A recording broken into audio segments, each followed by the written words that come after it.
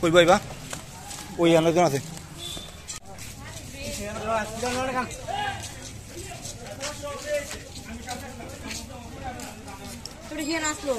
আরে এবার কেসে আগে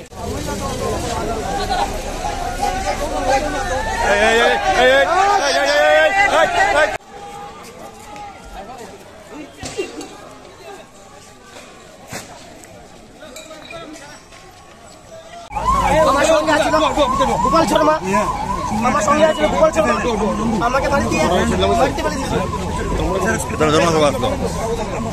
মারধর করলো। আজকে সুতারমুড়াতে আমাদের জনজাতি মোর্চার উদ্যোগে একটি জনসভা হচ্ছিল। সেখানে আমাদের মাননীয় প্রদেশ কমিটির অনেক নেতৃত্ব এখানে যায়।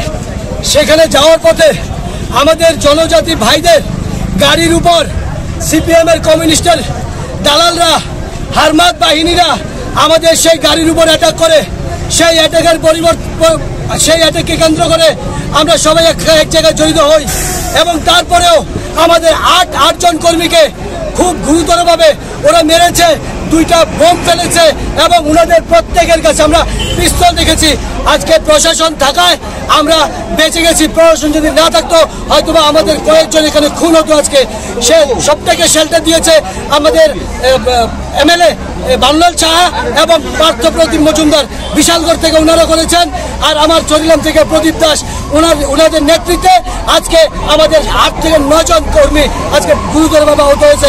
ওনারা কেউ জীবিত, কেউ হাঁপানি হসপিটালে আছেন।